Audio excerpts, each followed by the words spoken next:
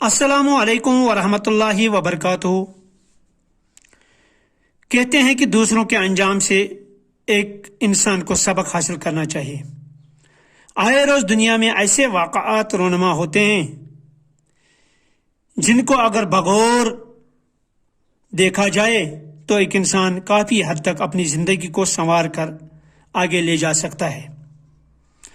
दोस्तों, आज मैं आपके सामने एक ऐसी कहानी पेश करने जा रहा हूं जिससे इंसान को इबरत हासिल करके अपनी ज़िंदगी को एक अच्छी ज़िंदगी और खुशगवार ज़िंदगी बनाने का मौका मिलेगा। एक दफ़ा शेर, भेड़िया और लोमड़ी इकट्ठे मिलकर शिकार को निकले। इनको शिकार में नीलगाय, जंगली बकरा और खरगोश हाथ आए। शेर ने देखा कि भेड़िया और लोमड़ी भी इस शिकार में अपने हिस्से की ख्वाहिश रखते हैं। इसने इनकी नीयतों को भांप कर पहले भेड़िए को बुलाया कि वो इन हाथ लगे जानवरों को इंसाफ के साथ तकसीम करे। भेड़िए ने कहा, बादशाह सलामत, आप बड़े हैं, नीलगाय आपका हिस्सा है क्योंकि वो इन जानवरों में से सबसे बड़ा है। जंगली बकरा दरमियाना है, वो मेरा हिस्सा है, जबकि खरगोश लोमड़ी का हिस्सा है। लोमड़ी हम दोनों में से छोटा है।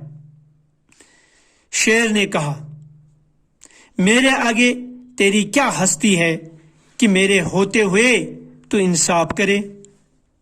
इसने भेड़िए को करीब बुलाकर इस जोर से पंजा मारा कि वो फौरन हलाक हो गया।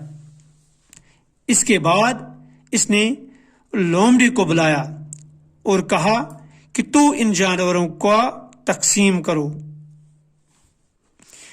लोमड़ी ने बाअदब होकर कहा, जनाब, कैसी तकसीम?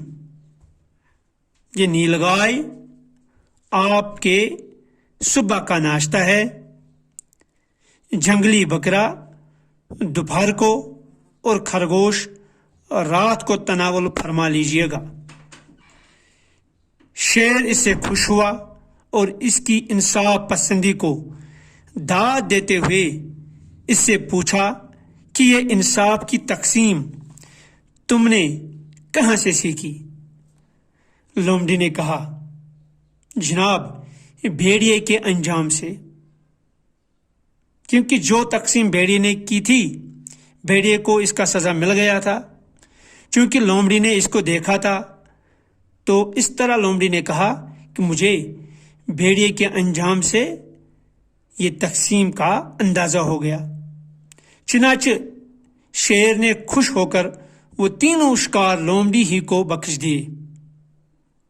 दोस्तों, इस कहानी से पता चलता है कि दूसरों के अंजाम से इबरत हासिल करना अक्लमंदों का शेवा है। ये इनको अंजाम बद से बचा लेता है।